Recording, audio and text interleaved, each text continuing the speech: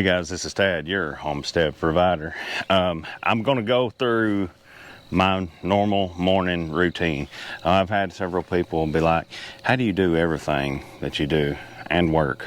Well, you just get it done. That's really the only response I have to that. I'm quite busy with the farm and the kids, sports, all kinds of stuff going on. But as you can see, we have to get up, or I have to get up at the crack of dawn and do the morning chores before I go to work at my normal job. So hang out with us. We're going to go through the process of doing the morning chores.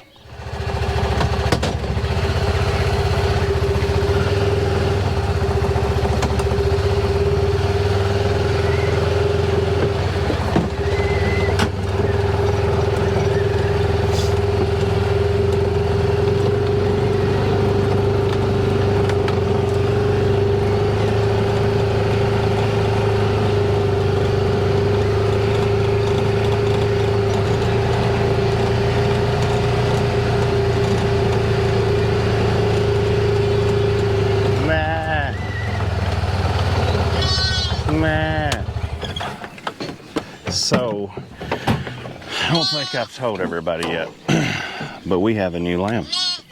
It's a new bottle lamb that we got from a friend of ours. She was a triplet, and Mama just couldn't take care of her, so we got her. And so here is Lucy and Gabby and Rooster over here in this pen. Rooster in particular is still very playful. We could not put Buttercup, our new lamb, in here with the other ones just yet because Rooster will jump on her, chase her around, and it just would not end well. I don't feel like if we went ahead and put her over there yet. She needs to get a little bit bigger before we do that. So what I do right now, I have a couple of cattle panels. Actually 3, not just a couple. I have 3 cattle panels we put up in kind of a triangle, and just a regular old pet taxi. Every night I come out here the last time I feed her and shut her up. That way something won't try to jump over the cattle panel and get her while she's sleeping, because as a little lamb, she's quite defenseless. Now, we feed her around at least 3 times a day. She has about got to where she will devour a full bottle, just about. But it's not always the case. She gets distracted. Of course, she's a little baby, but she is currently drinking raw cow's milk. So we got a friend of ours that we get cow's milk from right now. Our jerseys are not bred yet. They're not hardly old enough. We get cow's milk. That's what we feed. That's what we feed our bottle lambs whenever we need them, and it works out great. Lucy over there, she's doing great. She's not. She is no longer bottle fed. She's doing eating alfalfa pellets and just grass. Weeds, whatever she can get a hold of. But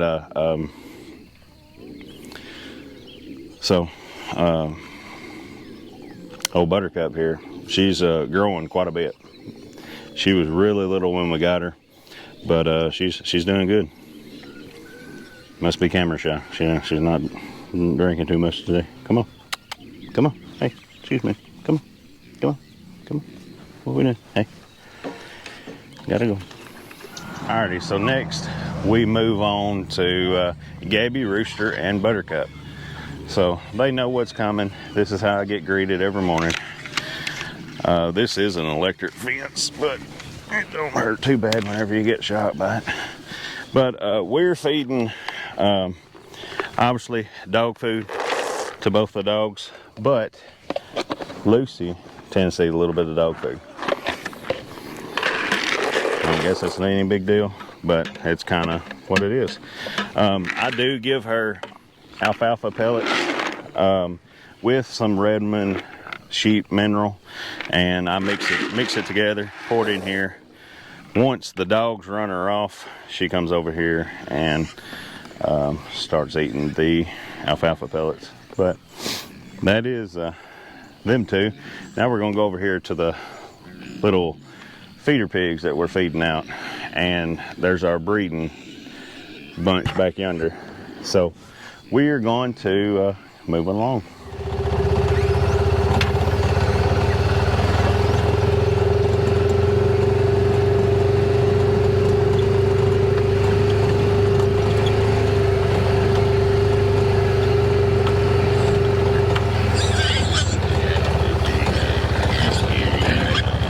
Feeder pigs. So we currently have 6 feeders that we are feeding out, and they will devour anything. We currently have them in some cow panels as well. I'm wanting to eventually get them over to the woods. That way they can work the woods pretty good. But you know, I was talking about some, you know, us getting the raw cow's milk. We also get the old cow's milk from him and feed them to these pigs because they will devour it. And as you can see, they're ready to devour this. Back up so I can get in here. Back up, back up, back up.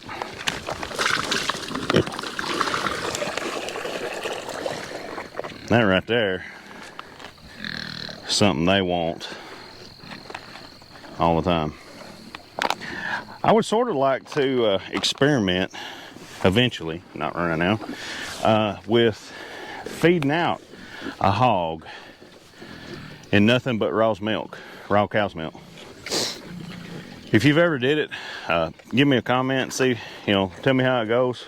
But I've heard of it, and it's supposed to be really good.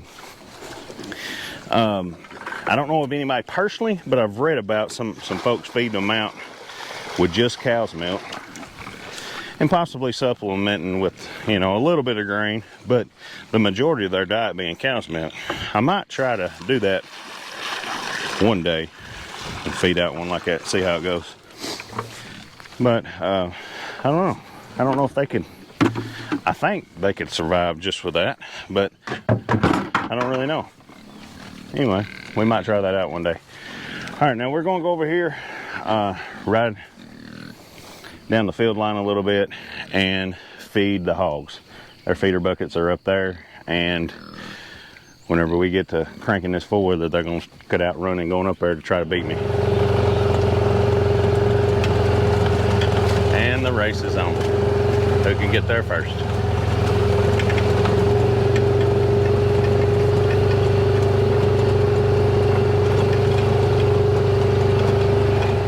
So the hogs tend to crowd you quite a bit. Back up, back up, back up. As you're feeding them, because they're starving to death every time you feed them. No matter what you do, doesn't matter how much you feed them, they're starving to death every time. And then they end up fighting over it. I have there's 5 here. I have 5 pails, but they all think they need to eat from the same one, which is pretty typical. Oh, Big Harry here, he tries to run everybody off, but I do feel like they all get their piece. We feed these, back up so I can put it in there. We feed these pellets I get from a relatively local meal, and I give them a scoop of Redmond's garlic salt every day and a scoop of Redmond's conditioner every day. I know Peppa over there, I seen Harry mount her, so I know she's due somewhere around June. The other 2 are very likely the same way, but they will be after Peppa. So we will have some piglets at some point, I'm quite certain of it. And it'll be somewhere around June.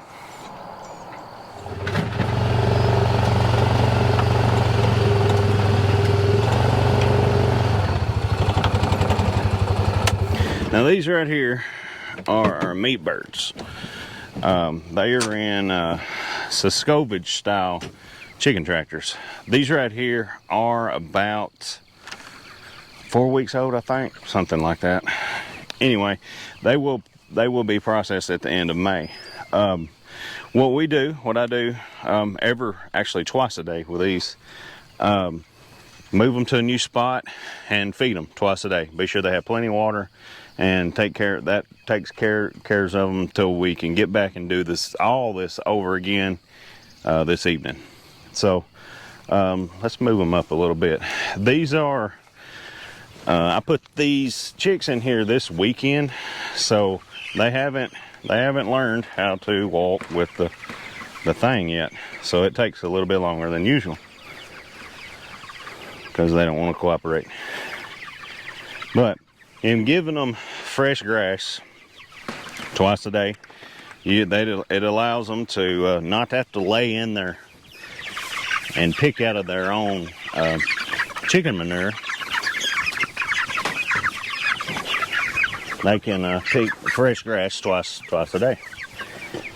So I think it allows for a healthier bird, and I like the fact that they pick through the grass, eat natural bugs and all that.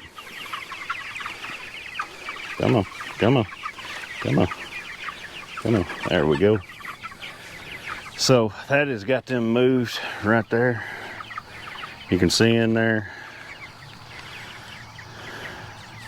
they went to town eating the fresh clover that's right there in that spot already, actually. So let's go over here and move this other one as well. All right, come on, guys. Let's move. Come on. They're learning how to move a little bit with a tractor. Now, occasionally you will run over one. It happens.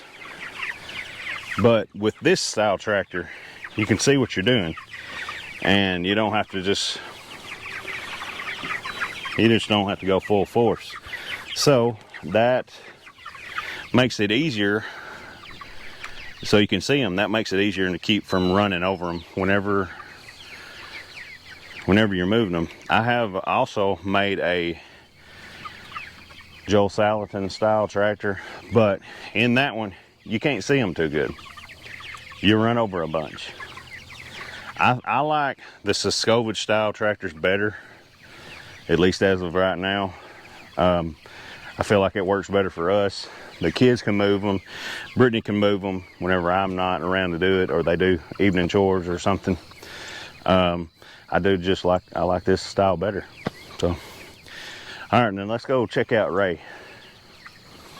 Almost forgot, I got to feed and water these meat birds.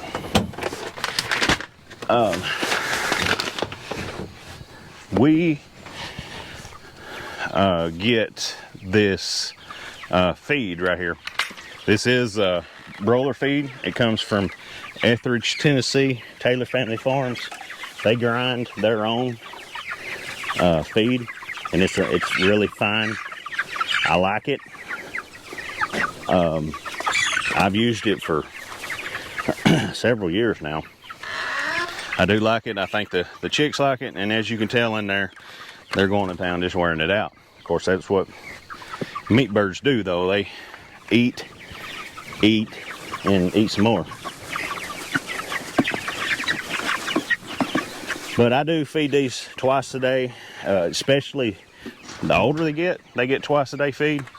Right now, you could get by with once a day.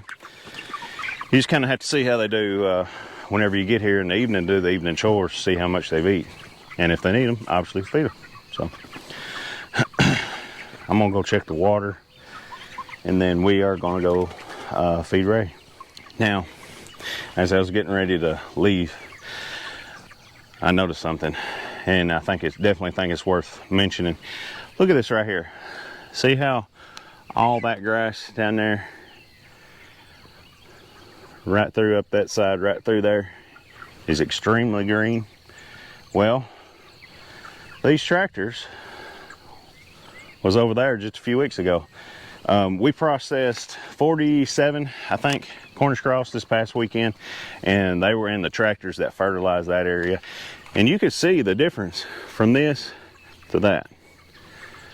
See how green this is? That's not. That comes from these right here. You can see right here on the ground, I pulled these through here just a little bit ago, all their fertilized that they've got down through there. And this right here, this spot, will look like that pretty quick. Anyway, thought that was worth mentioning. Alrighty, so next is Ray. So Ray is our blind meat cow. We acquired him, it was September of last year, I believe, and he's been here ever since. The plan for him is to feed him out and process him here before too long. But he's not completely blind. He can see out of one eye, pretty sure out of one eye. You can kind of tell, but he's blind. It's kind of hard to work with sometimes. Anybody that's had a blind cow ought to know that. But we're planning on processing him and turning him into hamburger here, you know, several months from now. But we feed him some multi-species ration from Taylor Family Farms in Etheridge. We feed him twice a day, and I also feed the jerseys the same thing right now. Giving them a scoop. I'm trying to get them in the process of coming to the barrel or coming to the feed, and I am going to have to build me a chute for them, the jerseys to come in, and that way they'll kind of start learning the milking or process, and you know how to get in there and do all that. But in doing this, I also give them a scoop of garlic Redmond, and also a scoop of beef Redmond once a day right now. That's what I'm doing. And they also have a brine, a mineral brine that I've made up and put in their troughs. And we actually filled this up just a couple of days ago. Harry hadn't drank so much of it yet. That was empty, completely empty, 2 days ago. And we just filled it up, so he's fixing to start working on that. And then you also have the fresh water right there with him. Now, Ray, here he is. He's gonna grow up to be a bigger boy, but he can't see too good. So, put him right there. There you go, Ray. And he will eat on that just as quick as that right there. Now, let's go up here and feed the jerseys as well. Get kind of close to them and rub on them best we can, because I'm trying to get them used to me, used to touching, used to somebody being close to them. Kind of have to do that whenever you're trying to train them in the milking process. They are not ready yet. They're definitely not ready to be milked, and just trying to get them accustomed to being touched and rubbed on and everything else. Racket, because cows can be kind of skittish sometimes. All right, let's right up here and do that. Morning, girls. Come on, let's go eat. Come on. Now this right here is their brine. Look, and it's completely empty. So that is a 40-gallon tank. I used about 10 pounds of salt and mixed it in their water right there. And they, as you can see, they've drank every bit of it. Right over there is their fresh water. That is their mineral brine, and they drink it a lot. That kind of tells you that they're deficient in a little bit of something. I'll have to fill that up and repeat it, and they will do the same thing. They're hanging with us. They know what's coming. I keep their feed trough up here. The neighbors like watching the jerseys, and I always tend to feed them up here kind of closer to the road. That way they can come out and watch them on the porch. all that. So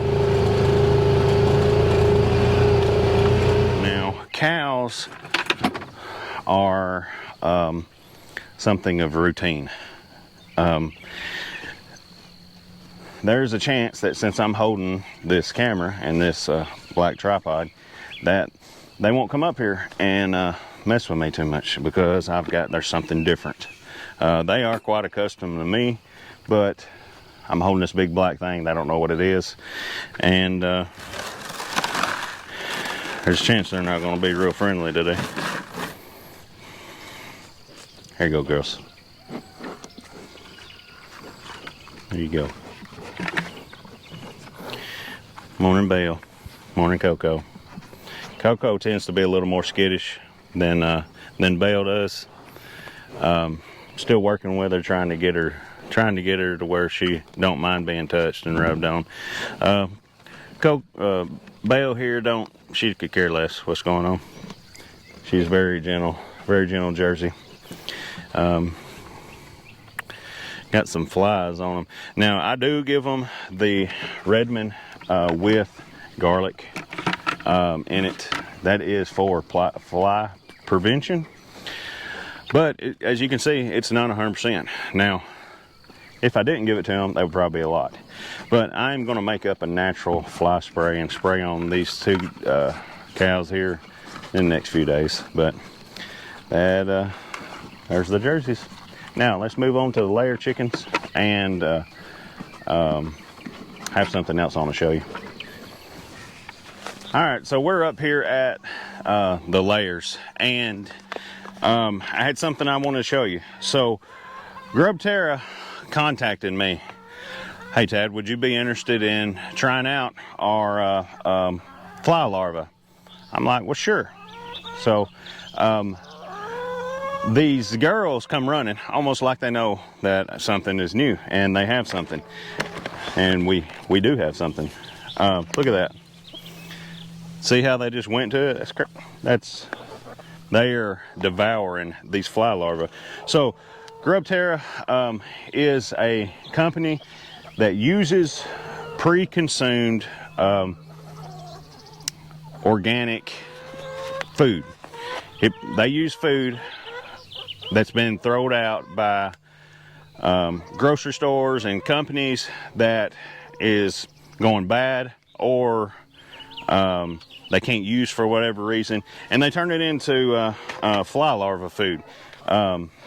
Actually, whenever I was looking at this, I did not know this, but the fly larvae have a ton of protein, but not just protein. They also have a ton of fat. So 32% protein, or 34% protein, 32% fat. That's a lot.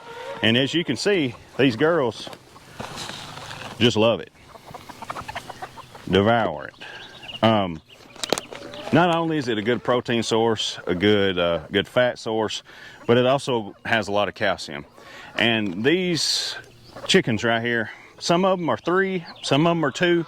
They're kind of getting on up in their production age, I guess you could say. And whenever you feed them fly larvae like this, it makes the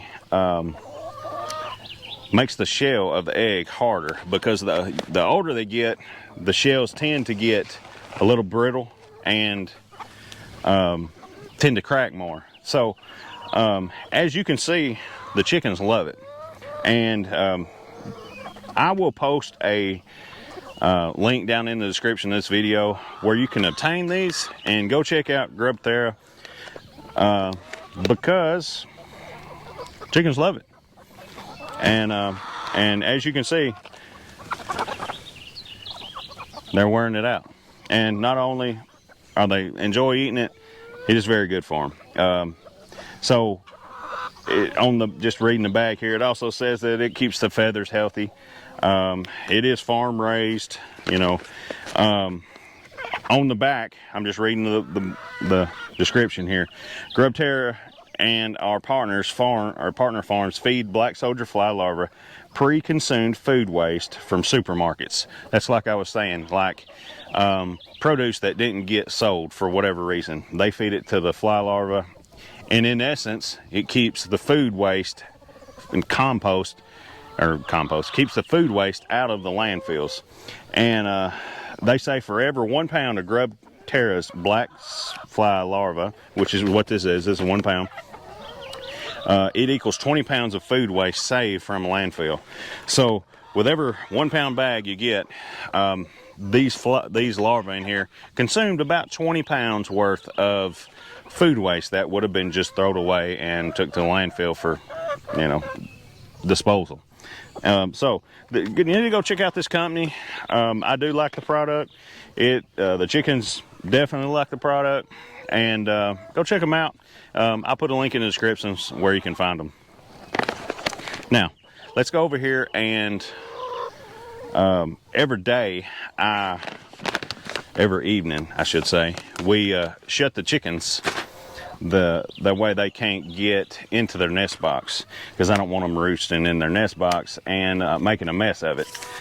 So let's go over here and open that up. That way they can get in there and lay. Continuing on with our morning routine.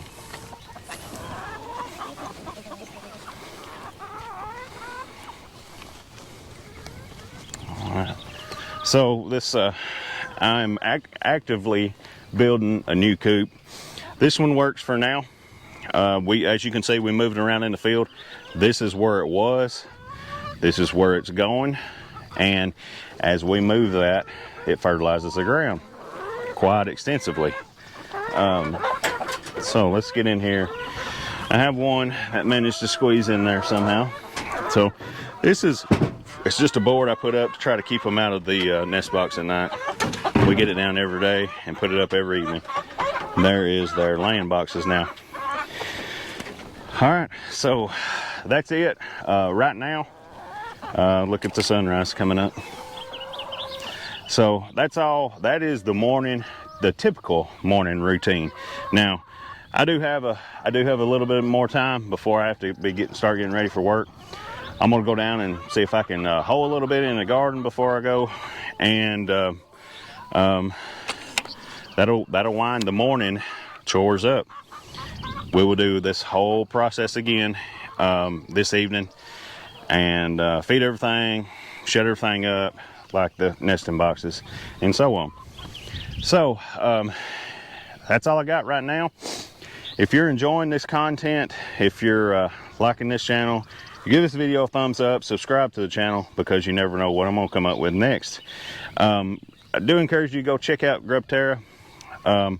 Seems to be a good product. The chickens love it. They're still over there trying to scratch up some from where I threw it out.